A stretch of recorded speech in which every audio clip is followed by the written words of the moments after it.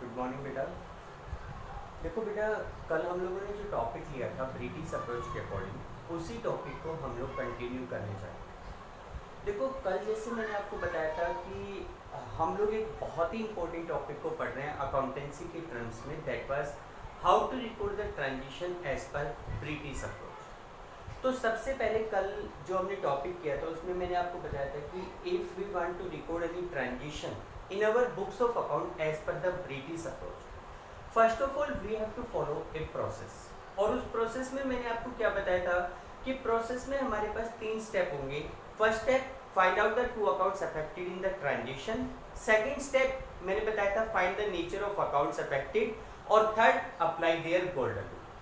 तो उसके बाद हम लोगों ने उसी से रिलेटेड टॉपिक स्टार्ट किया था, नेचर ऑफ अकाउंट। तो उसमें मैंने बताया था कि according to nature of accounts are of two types, personal and impersonal, and impersonal account further can be divided into 2 parts, real and nominal account। तो इस तरीके से नेचर के अकॉर्डिंग हम बात करें तो there are 3 types of account, 3 प्रकार के अकाउंट होते हैं। कौन कौन से? Personal account, real account and nominal account.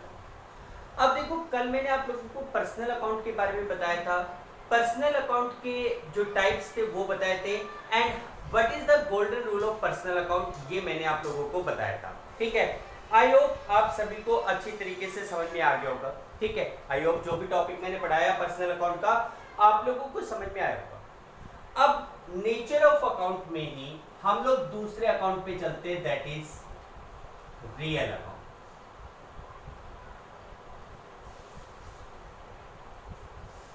देखो डियर, जैसे कि हमें पता है कि real account is a part of impersonal account. Account के अकॉर्डिंग टू नेचर 2 ही प्रकार के अकाउंट होते हैं, पर्सनल और इम्पर्सनल। पर्सनल अकाउंट के रिगार्डिंग मैंने बताया था कि those account which are related to any person, firm, industries, company, corporative body of organisations are called personal account, and those account which are not related to any person are called impersonal account. Impersonal account को 2 category में divide किया जाता है। तो हम लोग impersonal account का जो टाइप है रियल अकाउंट, उसके बारे में पढ़ रहे हैं। देखिए, रियल अकाउंट का मतलब क्या होता है, रियल अकाउंट किसे कहते हैं? देखो, real account are accounts related to assets. Actual में किसी भी बिजनेस के पास जो एसेट्स होती है, उन एसेट्स से रिलेटेड अकाउंट को एक रियल अकाउंट कहा जाता है, whose money valuation is possible. यानी कि कोई भी ऐसी assets, any assets whose money valuation is possible is called real account. यानी कि जितनी भी हमारे बिजनेस में एसेट्स होती है जिनका मनी के रूप में वैल्यूएशन करना पॉसिबल होता है, उन सबको हम रियल अकाउंट कहते हैं। ठीक है, जैसे कि furniture account, machine account, building account, cash account, ये सारे के सारे हमारे क्या कहलाते हैं? रियल अकाउंट कहलाते हैं। हालांकि अगर हम इसी के अंतर्गत किसी पर्सन की बात करें, जैसे डेटर, डेटर भी हमारे पास एसेट्स है, लेकिन उसको हम किस में इंक्लूड कर लेते थे? पर्सनल अकाउंट में। तो इसका मतलब ये हुआ कि पर्सनल अकाउंट के अलावा जो एसेट्स होती है जिनका एक मनी वैल्यूएशन पॉसिबल होता है, उनको हम रियल अकाउंट कहते हैं। तो देखो, सबसे पहले तो रियल अकाउंट की डेफिनेशन लिखिए। It means, yeah, it is related to,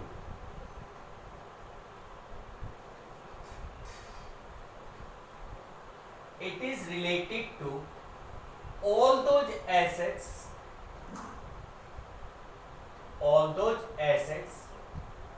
whose money valuation, whose money measurement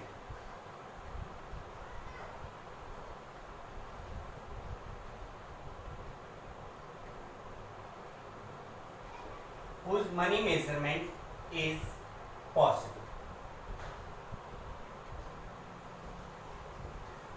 देखिए बेटा, रियल अकाउंट का मतलब होता है accounts related to all those assets which can be measure in monetary terms. यानी कि उन सभी एसेट से रिलेटेड अकाउंट जिनको आप मनी के रूप में मेजर कर सकते हैं, जिनका मनी वैल्यूएशन पॉसिबल होता है, उन सबको हम रियल अकाउंट कहते हैं। जैसे कि फॉर एग्जाम्पल के तौर पे furniture account,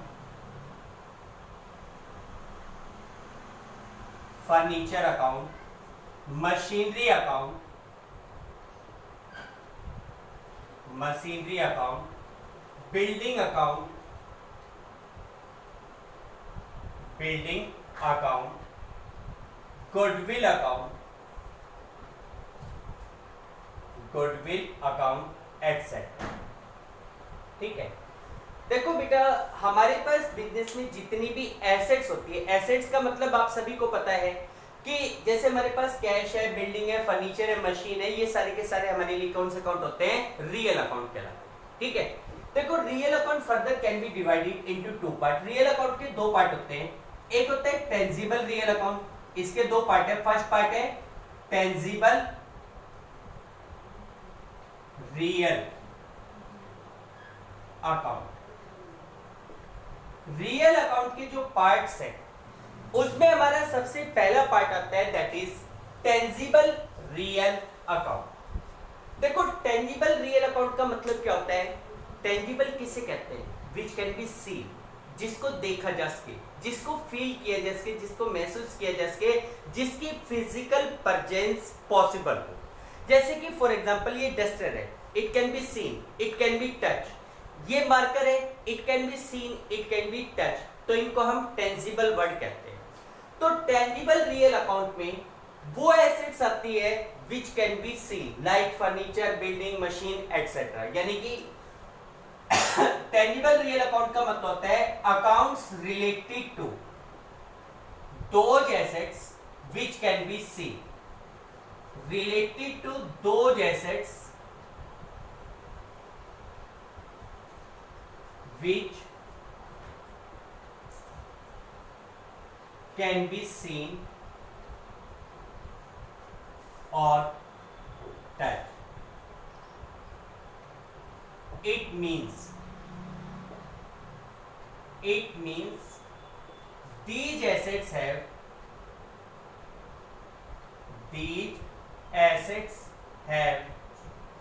physical existence,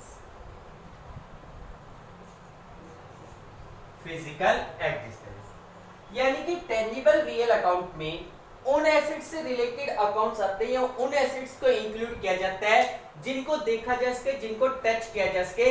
it means all those assets which have a physical existence, वो सभी एसेट्स जिनका अपने आप में एक फिजिकल एग्जिस्टेंस होता है, जो फिजिकली हमारे पास प्रेजेंट होती है, उन सबको हम टेंजिबल रियल अकाउंट कहते हैं। जैसे कि फॉर एग्जांपल अगर हम फर्नीचर की बात करें, it can be scene, it can be touch, tangible real account. अगर हम लोग कैश की बात करें तो आप लोग कैश को भी क्या कर सकते हैं? देख सकते हैं, छू सकते हैं, उसका फिजिकल एग्जिस्टेंस होता है, तो वो भी हमारे लिए क्या कहलाएगा? टेंजिबल रियल अकाउंट कहलाएगा। तो टेंजिबल रियल अकाउंट में उन सभी एसेट्स को इंक्लूड किया जाता है, वो सारी एसेट्स टेंजिबल रियल अकाउंट में आती है जिनको हम देख सकते हैं, जिनको हम छू सकते हैं, जिनका एक फिजिकल एग्जिस्टेंस होता है, जो फिजिकली प्रेजेंट होती है। ठीक है, उसके बाद दूसरा हमारे पास आता है intangible real account. Intangible real account, देखो बेटा इंटेंजिबल का मतलब होता है अदृश्य। It means which can not be seen, जिसको देखा ना जा सके। ठीक है, देखो ये business organisation there are many assets which can not be seen, which can not be touch, which do not have any physical existence. मैंने आप लोगों को पहले भी समझाया था, जब हम लोग बेसिक अकाउंटिंग टर्म्स की बात कर रहे थे तो उसमें एक वर्ड आया था गुडविल। उस समय मैंने आपको समझाया था, याद हो तो? ठीक है, तो देखो there are some assets which can not be seen, which can not be touch, which do not have any physical existence, but still these assets are helpful to increase the profit of the organisation. ये एसेट्स ऐसी होती है जो कि हमारे business organisation के profit को इंक्रीज करने में हेल्प करती है, तो उनको हम क्या कहते हैं? टेंजिबल रियल अकाउंट कहते हैं। देखो हमारे बिजनेस में बहुत सारी ऐसी एसेट्स होती है जिनको आप देख नहीं सकते, छू नहीं सकते, कोई फिजिकल एग्जिस्टेंस नहीं है, still they are helpful to increase the profit of the organisation. जैसे एक सिंपल सा एग्जांपल है, ये मोबाइल सेट आपके सामने। अब आप देखो कि इस मोबाइल में डिफरेंट टाइप ऑफ फंक्शंस है, अलग अलग प्रकार के फंक्शंस हैं, हम लोग इस मोबाइलों को यूज करते हैं। अब एक छोटी सी बात है, इस मोबाइल के ऊपर आज इसका नाम लिखा हुआ है सैमसंग। इस मोबाइल की कीमत है 20,000। ठीक है, अब इसी मोबाइल के ऊपर ये सैमसंग नाम हटा के सिर्फ नाम माइक्रोमैक्स नाम लिख दिया जाए तो इसकी कीमत क्या हो जाएगी 10,000। और इसी के ऊपर एक कटे हुए सेब की पिक्चर बना दी जाए, नीचे आईफोन लिख दिया जाए तो इसी की कीमत 1 लाख रुपए हो जाएगी। अब आप ये देखो कि हम लोगों ने केवल एक नाम को चेंज किया, क्या इस मोबाइल के फंक्शन में कोई चेंज आया? नहीं आया। लेकिन आपने देखा केवल नाम की वजह से इसके प्राइसेस क्या हो रहे हैं, फ्लक्चुएट हो रहे हैं, चेंज हो रहे हैं। एक बर्गर है, एक रेडी के ऊपर आप बर्गर खाते हो 20 रुपए का खाते हो, लेकिन वही बर्गर जैसे आप मैकडोनल्ड्स में जाकर खाते हो वही बर्गर 100 रुपए का हो जाता है। अब आप देखो कि दोनों बर्गर में क्या चेंजेस है, वही ऑनियन लग रही है, वही उसमें टोमेटो है, वही उसमें आलू टिक्की है, वही उसमें 2 ब्रेड है, वही उसमें सॉस डाला हुआ है, लेकिन केवल मैकडोनल्ड्स का नाम होने की वजह से प्राइजेस में क्या आ गया, फ्लक्चुएशंस आ गया, प्राइजेस क्या हो गए, चेंज हो गए। ठीक है, तो इसे ही हम क्या कहते हैं, गुडविल कहते हैं। अब देखो गुडविल एक इंटेंजिबल एसेट्स है, आप लोग उसको देख नहीं सकते, छू नहीं सकते, उसको टच नहीं कर सकते, but it is helpful to increase the profit of organisation. तो ऐसी एसेट्स को हम लोग अपने बिजनेस में शो करते हैं। इसी प्रकार पेटेंट नाम सुन लो, आप लोगों ने पेटेंट का नाम सुना होगा, कॉपीराइट का नाम सुना होगा। अब आप देखो दिवाली के ऊपर आप लोग सभी क्रैकर्स खरीदते हैं, पटाखे खरीदते हैं, ठीक है, खरीदते हैं। अब मुझे एक छोटी सी बात बताओ, आप लोग दिवाली के ऊपर पटाखे खरीदते हो, किस कंपनी के खरीदते हो? आई थिंक सभी का जवाब होगा सर मुर्गा छाप पटाखे, है ना। अब मुझे एक बात बताओ, मुर्गा छाप क्या है? क्या पटाखों के अंतर्गत मुर्गा बोलता है? नहीं, ठीक है। क्या मुर्गा, एक्चुअल में मुर्गा छाप केवल क्या है, एक स्टैंप है, एक मोहर है जो इस चीज की गारंटी देता है कि भाई अगर इस पटाखे के ऊपर मुर्गा छाप है तो इसका मतलब it is of better quality, ये बेटर क्वालिटी का है। अब हम लोग क्या करते हैं, अगर किसी अदर कंपनी का कोई पटाखा है तो हम लोग उस पटाखे के बारे में क्या कहेंगे, यार ये डुप्लीकेट है, मुर्गा छाप है, वो ओरिजिनल है। अरे भाई मुझे ये बताओ, पटाखों में ओरिजिनल और डुप्लीकेट की क्या पहचान है? दोनों में आवाज होती है, दोनों में बारूद है, तो फिर उसमें ओरिजिनल और डुप्लीकेट की बात क्या आ गई? केवल एक श्योरिटी होती है, मुर्गा छाप लगने से हमें लगता है कि भाई इसकी क्वालिटी बेटर है। और आप लोगों ने देखा भी होगा कि एक डुप्लीकेट पटाखा जिसके ऊपर मुर्गा छाप नहीं है, उसके प्राइजेस और मुर्गा छाप पटाखों के प्राइजेस में रात दिन का अंतर होता है। तो केवल और केवल एक स्टैंप लगने की वजह से प्राइजेस क्या हो जाता है, चेंज हो जाता है, that is called patent, copyright, ठीक है। तो ऐसी एसेट्स को बेटा हम लोग क्या कहते हैं, इंटेंजिबल एसेट्स कहते हैं। और ऐसी एसेट्स से रिलेटेड जो अकाउंट होते हैं उनको हम इंटेंजिबल रियल अकाउंट कहते हैं, ठीक है। तो इंटेंजिबल रियल अकाउंट की डेफिनेशन क्या है बेटा, इसे कैसे डिफाइन करेंगे? It is related to those assets, it is related to those assets which cannot be seen or touched.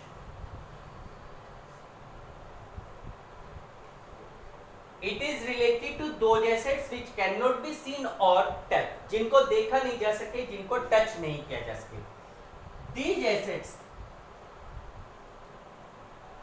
These assets are valuable assets and help to increase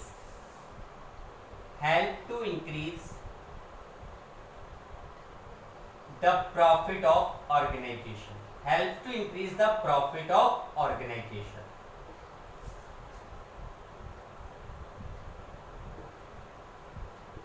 Help to increase the profit of organization. देखो जैसे कि मैं बता रहा हूं कि it is related to those assets which cannot be seen, which cannot be touched, ठीक है। यानी कि उन एसेट्स से रिलेटेड अकाउंट को इंटेंजिबल रियल अकाउंट कहा जाता है जिन एसेट्स को देखा ना जा सके, छुआ नहीं जा सके। लेकिन इन एसेट्स के बारे में ये कहा जाता है कि these assets are valuable assets and helps to increase the profit of the organization. ये हमारे बिजनेस के लिए वैल्यूएबल एसेट्स होती है और ये हमारे प्रॉफिट को इंक्रीज करने में हेल्प करती है। जैसे कि फॉर एग्जांपल गुडविल हुआ, एग्जाम्पल के तौर पे goodwill, patents, copyright,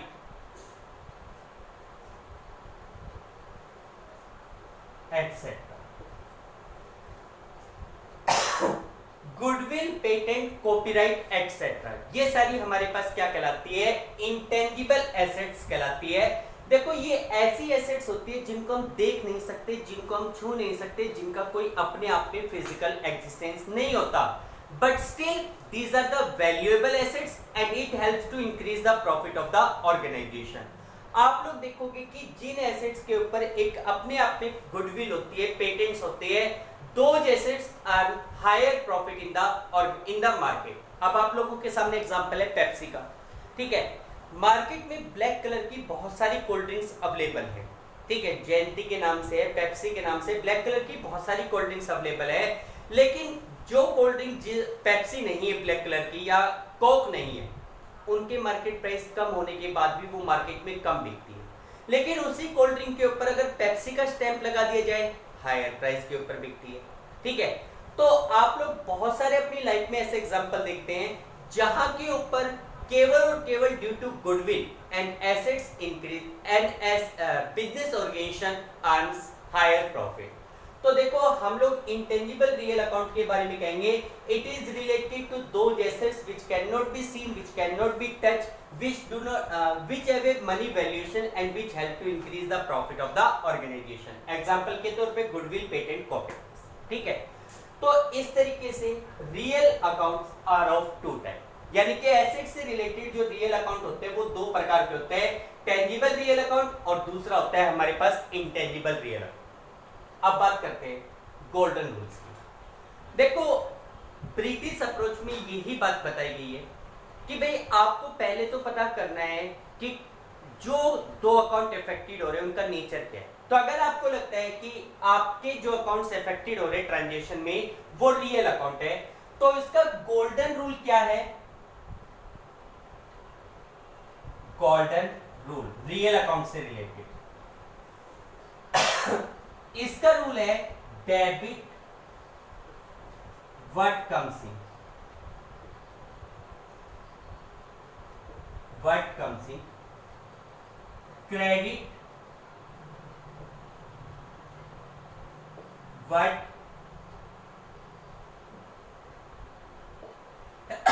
goes out.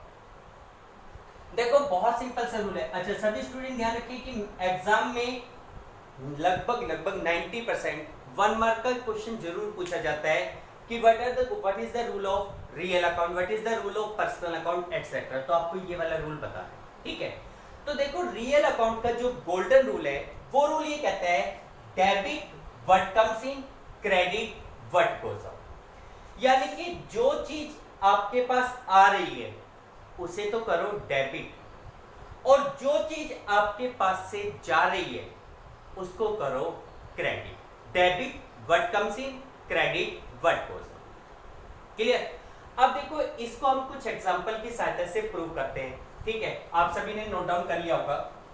देखो जैसे मान लो मैं आपके सामने एक दो ट्रांजेक्शन लेता हूं रियल अकाउंट से रिलेटेड, जैसे कि फॉर एग्जांपल भाई मैंने आपको कहा कि machinery purchase for cash ₹10,000, machinery purchase in cash for ₹10,000। हमने 10,000 रुपए की मशीन कैश में परचेज की। अब मुझे ये बताओ, हर एक बच्चे को पता है कि इस ट्रांजेक्शन में कौन से दो अकाउंट इफेक्टेड हो रहे हैं। नो डाउट एक अकाउंट हमारा इफेक्टेड हो रहा है कैश का, और इसी के रिस्पेक्ट में दूसरा जो अकाउंट इफेक्टेड हो रहा है वो हमारा इफेक्टेड हो रहा है मशीन का। एक अकाउंट हमारा इफेक्टेड हो रहा है कैश का और सेकंड अकाउंट हमारा इफेक्टेड हो रहा है मशीन का, ठीक है। अब आप ये देखो कि इसमें कैश किससे बिलोंग करता है? No doubt cash is assets. भाई कैश हमारे लिए क्या है? एसेट्स है। इसका मतलब ये कौन सा अकाउंट हो गया? Real account. और अगर मशीन के बारे में बात करें तो machine is also an assets, तो मशीन भी हमारे लिए कौन सा अकाउंट हो गया? रियल अकाउंट हो गया। बोथ आर रियल अकाउंट, दोनों के दोनों रियल अकाउंट है। अब आप ये देखो कि according to this transaction what comes in, आपके पास क्या है। आपने मशीन को परचेज किया है कैश में, तो मशीन तो आपके पास आएगी भाई, मशीन आपके पास आ रही है। और इस रूल के अकॉर्डिंग डेबिट व्हाट कम्स इन, जो चीज आती है उसको हम क्या करेंगे, डेबिट। तो इट मींस हम लोग मशीन को क्या करेंगे, डेबिट। और अगर हम कैश की बात करें तो जब हम मशीन को कैश में खरीदेंगे तो कैश हमारे पास से जाएगा भाई, हमें कैश में पेमेंट करनी पड़ेगी तो कैश हमारे पास जाएगा। और रूल कहता है क्रेडिट व्हाट गोज आउट, जो चीज आपके पास से जा रही है उसको आपको क्या करना है, क्रेडिट करना है। तो आप लोग कैश को क्या करेंगे, क्रेडिट करेंगे, ठीक है। तो आपकी एंट्री क्या बनेगी, आपकी एंट्री बनेगी machinery account debit to cash account, machinery account debit to cash account. इस रूल के अकॉर्डिंग हम लोग इस ट्रांजेक्शन की एंट्री करेंगे machine account debit to cash account. अगर ये एंट्री आप लोगों ने ब्रिटिश अप्रोच में भी पढ़ी थी, ब्रिटिश अप्रोच में भी दो चीजों पर इफेक्ट पड़ता था, कैश और मशीन पे। कैश हमारे पास कौन सा अकाउंट था, एसेट से बिलोंग करता था, मशीन भी एसेट से बिलोंग। वहां पे रूल होता था इंक्रीज हो तो डेबिट और डिक्रीज हो तो क्रेडिट। तो मशीन इंक्रीज होता था डेबिट, कैश आपके पास डिक्रीज होता था क्रेडिट। दोनों रूल्स के अकॉर्डिंग चल के देख लो, दोनों रूल्स के अकॉर्डिंग एंट्री सेम बनेगी, ठीक है। आप दोनों में से कोई भी रूल अप्लाई कर सकते हैं, हमें दोनों रूल्स की नॉलेज होनी चाहिए। और ये मेरा चैलेंज है कि अगर दोनों रूल्स के नॉलेज आपको है और आप उनको ढंग से अप्लाई करना सीख गए तो अकाउंट में कभी कोई प्रॉब्लम नहीं है, ठीक है बेटा। तो देखो ये मैंने आपको रियल अकाउंट और उसके गोल्डन रूल्स के बारे में बताया। अच्छा, जैसे हम लोग जो एग्जांपल ले रहे हैं, अब इस एग्जांपल में दोनों के दोनों रियल अकाउंट से बिलोंग करते थे, ठीक है। ऐसा जरूरी नहीं है कि एंट्री में दोनों रियल अकाउंट ही होंगे या दोनों पर्सनल अकाउंट ही होंगे। एक रियल अकाउंट एक पर्सनल, एक रियल अकाउंट एक आपका नॉमिनल अकाउंट भी हो सकता है। जैसे भी मान लो मैं यहाँ पे कह दूं ₹5000 पेड टू राम, मैंने राम को 5000 रुपए की पेमेंट की। अब मुझे हर एक बच्चा बताए कि अगर हम राम को 5000 रुपीज की पेमेंट करते हैं तो किस किस पर इफेक्ट पड़ेगा। सीधी सी बात है, हर एक को पता होना चाहिए जी, एक राम के ऊपर इफेक्ट पड़ेगा और एक हम पेमेंट कर रहे हैं तो दूसरा इंपैक्ट किस पे पड़ेगा, कैश के ऊपर इंपैक्ट पड़ेगा। राम कौन सा अकाउंट है, पर्सनल अकाउंट है। कैश कौन सा अकाउंट है, रियल अकाउंट है। अगर हम इसकी एंट्री करना चाहें तो पर्सनल अकाउंट का रूल क्या बताया था कल मैंने, debit the receiver credit the giver. आप राम को पेमेंट कर रहे हो तो राम क्या हुआ, रिसीवर या गिवर हुआ। नो डाउट आप राम को पेमेंट कर रहे हो तो राम तो पेमेंट ले रहा है, ही इज ए रिसीवर। और रिसीवर के रूल के अकॉर्डिंग राम को क्या किया जाएगा, डेबिट। दूसरा इंपैक्ट पड़ रहा है कैश पे, जो कि हमारे ये रियल अकाउंट है। रियल अकाउंट के रूल के अकॉर्डिंग कैश आ रहा है या जा रहा है, जा रहा है, तो कैश को क्या करेंगे, क्रेडिट। तो इसी एंट्री को अगर मुझे लिखना होगा तो मैं कैसे लिखूंगा, Ram account debit, Ram's account debit to cash account, Ram's account debit to cash account. Clear बेटा, आगे बात समझ में। तो देखिए these are some golden rules, ठीक है। दो रूल्स मैं आपको बता चुका हूं, एक पर्सनल अकाउंट का और सेकेंडली मैं आपको रियल अकाउंट के बारे में बता चुका हूं, ठीक। अब इसके बाद हम लोग तीसरे नेचर के ऊपर आते हैं, that is nominal account. I think बेटा रियल अकाउंट सबको क्लियर हो गया होगा। अब इसके बाद हम लोग बात करते हैं नॉमिनल अकाउंट।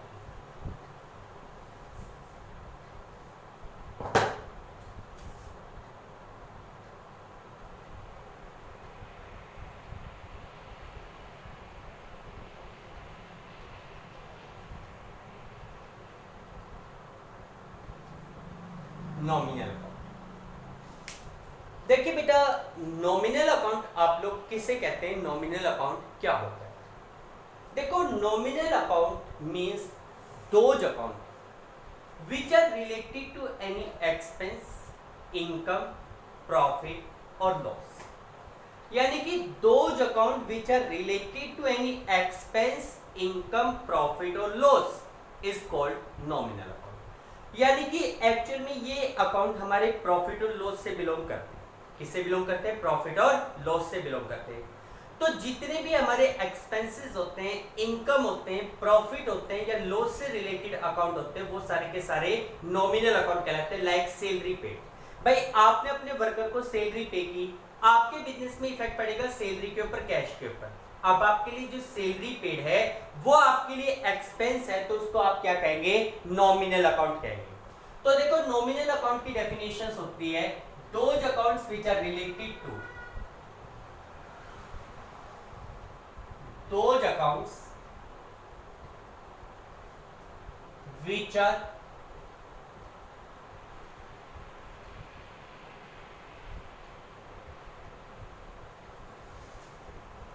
related to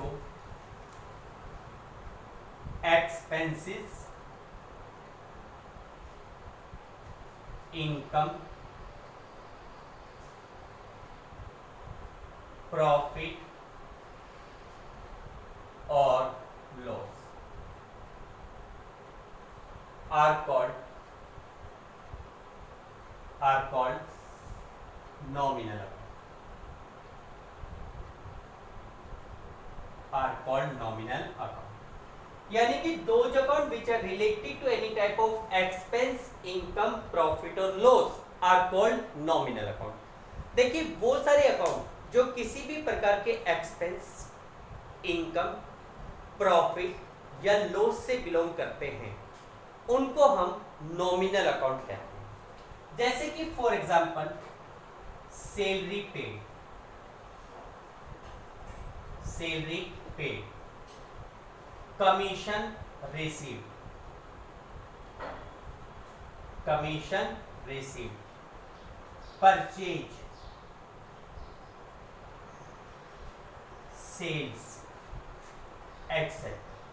ठीक है, जैसे कि एग्जांपल के तौर पे आप लोग सैलरी पे करते हो, कमीशन रिसीव करते हो, परचेज करते हो, सेल करते हो, तो ये सारे के सारे आपके लिए नॉमिनल अकाउंट्स कहलाते हैं। स्पेशली इसमें ये ध्यान रखना कि जो purchase, sale, purchase return, sales return, ये चारों भी हमारे लिए क्या कहलाते हैं, नॉमिनल अकाउंट कहलाते हैं। अब मैं थोड़ा सा इन चीजों को क्लियर करना चाहूंगा। देखो आप सभी को परचेज के बारे में अच्छी तरीके से पता है। मैंने आपको ये बताया था कि जनरली कोई भी बिजनेस ऑर्गेनाइजेशन जिस प्रोडक्ट में डील करता है, जिस प्रोडक्ट की वो परचेजिंग और सेलिंग कर रहा है, वो प्रोडक्ट उसके लिए क्या कहलाती है, गुड्स कहलाती है। अब नॉर्मली हम अपने बिजनेस में गुड्स से रिलेटेड 4 प्रकार के ट्रांजेक्शन करते हैं। गुड्स को खरीदना, गुड्स बेचना, खरीदा हुआ सामान वापस करना और बेचा हुआ सामान वापस आ जाना। तो उनके लिए हम लोग purchase word, sales word, purchase return और सेल्स रिटर्न वर्ड यूज करते हैं।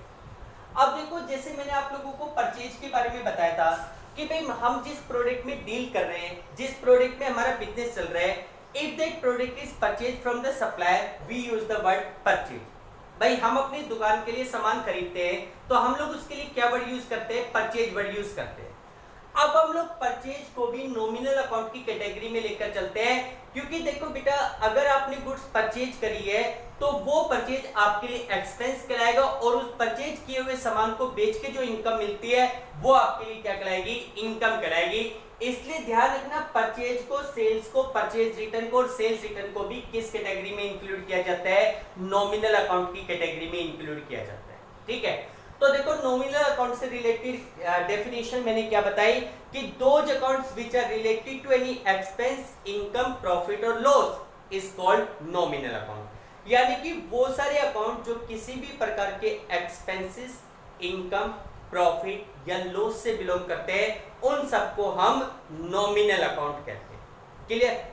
अब बात करते हैं इसके गोल्डन रूल की। देखो इसकी कोई खास, इसकी कोई अदर कैटेगरीज नहीं है, एक ही कैटेगरी है। जितने भी एक्सपेंस है, इनकम है, प्रॉफिट है या लॉस है, वो सारे नॉमिनल अकाउंट कहलाते हैं। इसका जो गोल्डन रूल है नॉमिनल अकाउंट का, वो होता है debit all expense and losses, credit on income and gain. Gain का दूसरा नाम प्रॉफिट भी होगा। ठीक है, debit all expense and losses and credit all income and gain. भाई जितने भी हमारे एक्सपेंस और लॉसेस होते हैं उन सबको तो करो डेबिट, और जो भी इनकम या गेन या प्रॉफिट का आइटम होता है उन सबको करोगे क्रेडिट। ठीक है, जैसे कि फॉर एग्जांपल, भाई एग्जांपल के तौर पे अगर मैं आपको कहूं सैलरी पेड ₹5,000, सैलरी पेड ₹5,000, भाई मैंने अपने बिजनेस में 5,000 रुपए सैलरी के पे की, मैंने 5,000 रुपीज की क्या पे की है, सैलरी पे की है। तो देखो इसमें अगर हर एक बच्चा देखे तो इसमें किस किस के ऊपर इफेक्ट पड़ेगा, एक इफेक्ट तो पड़ेगा सैलरी के ऊपर और एक इफेक्ट किसके ऊपर पड़ेगा, कैश के ऊपर पड़ेगा। एक इफेक्ट किस पे पड़ा, सैलरी के ऊपर पड़ा, दूसरा इम्पैक्ट किसके ऊपर पड़ेगा, कैश के ऊपर पड़ेगा। अब हर एक बच्चा जानता है सैलरी कौन सा अकाउंट है, भाई सैलरी सीधी सी बात है कोई एसेट्स नहीं है, कोई पर्सन नहीं है, it is considered to be an expense. आप सैलरी की पेमेंट कर रहे हो, पेमेंट करने की वजह से ये आपके लिए क्या कहलाएगा, एक्सपेंस कहलाएगा, और एक्सपेंस से रिलेटेड अकाउंट को आप क्या कहते हैं, नॉमिनल अकाउंट कहते हैं। तो इसका नेचर कौन सा हो गया, नॉमिनल अकाउंट। दूसरा इंपैक्ट हमारे बिजनेस में किसके ऊपर पड़ रहा है, कैश के ऊपर।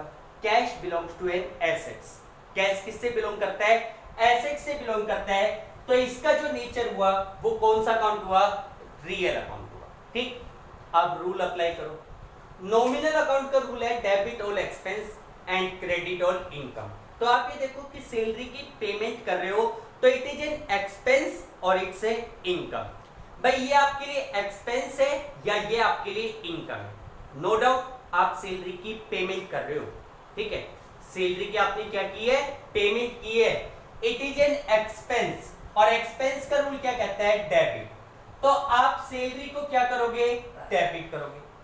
दूसरी तरफ कैश के ऊपर इंपैक्ट पड़ रहा है जो कि आपकी एसेट से बिलोंग करता है, और रियल अकाउंट है, रियल अकाउंट का रूल कहता है debit what comes in, credit what goes out. जो चीज आपके पास आ रही है उसे तो आप करेंगे डेबिट, और जो चीज आपके पास से जा रही है उसे करेंगे क्रेडिट।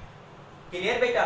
तो इसका मतलब कैश, अब आप देखो कैश आ रहा है या जा रहा है, तो सैलरी की पेमेंट कर रहे हो, कैश आपके पास से जा रहा है तो आप इसे क्या करेंगे, क्रेडिट करेंगे। भाई सैलरी की पेमेंट करेंगे तो कैश आपके पास से जा रहा है तो आप उसे क्या करेंगे, क्रेडिट करेंगे। तो आपकी जो एंट्री बनेगी वो एंट्री बनेगी salary account debit to cash account. क्या एंट्री बनेगी बेटा, salary account debit to cash. Clear बेटा, ठीक है। तो this is the rule related to nominal account. तो देखो ये ब्रिटिश अप्रोच के अकॉर्डिंग हमारे पास तीनों प्रकार के अकाउंट क्लियर हो गए, personal account, real account, nominal account. उन तीनों प्रकार के अकाउंट से रिलेटेड रूल्स भी हम लोगों के लिए क्लियर हो गए, ठीक है बेटा। अब देखो मैं आप लोगों को इस वीडियो के बाद एक क्वेश्चन सेंड करूंगा, ठीक है। उसमें क्या होगा कि आपको कुछ अकाउंट के नाम दिए होंगे, नेम गिवन है, ठीक है। आपको केवल और केवल ये राइट डाउन करना है it is a personal account, real account और नॉमिनल अकाउंट, केवल ये मेंशन करना है, ठीक है। मतलब कि जैसे मान लो फॉर एग्जांपल, भाई मैंने आपको अकाउंट का नाम भेजा कमीशन रिसीव,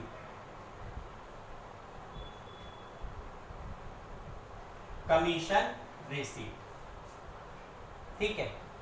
आपको इसका नेचर बताना है, केवल क्या बताना है, नेचर। भाई कमीशन रिसीव आपके लिए इनकम है, इनकम है तो इसका मतलब इसका नेचर कौन सा हुआ, नॉमिनल अकाउंट हुआ। ये कौन सा अकाउंट हो गया, नॉमिनल अकाउंट। दूसरा मैंने आपके पास भेजा जैसे राम्स अकाउंट, तो आपको पता है राम्स अकाउंट का नेचर कौन सा है, it is a personal account. ये आपके लिए कौन सा अकाउंट हो गया, पर्सनल अकाउंट हो गया।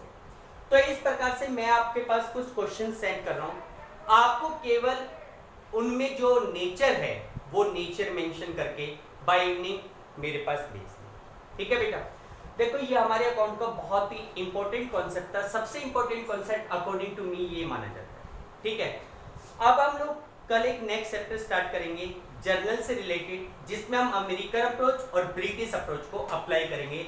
मेरी रिक्वेस्ट है हर एक स्टूडेंट से कि अमेरिकन अप्रोच और ब्रिटिश अप्रोच को एटलीस्ट 2 या 3 बार रिवाइज जरूर कर ले, उनके रूल्स को अप्लाई करना सीख जाए, मेरा ओपन चैलेंज है कि बेटा अगर आप रूल को अप्लाई कर लेंगे, अगले चैप्टर को जर्नल को अगर आपने अच्छी तरीके से समझ लिया तो फिर आप भूल जाओ कि आपको अकाउंट में कोई मार्क भी दे सकते। ठीक है बेटा, आज के लिए इतना काफ़ी है। आप लोग ट्राई कीजिए, क्वेश्चंस कीजिए। Okay, thank you, have a nice day.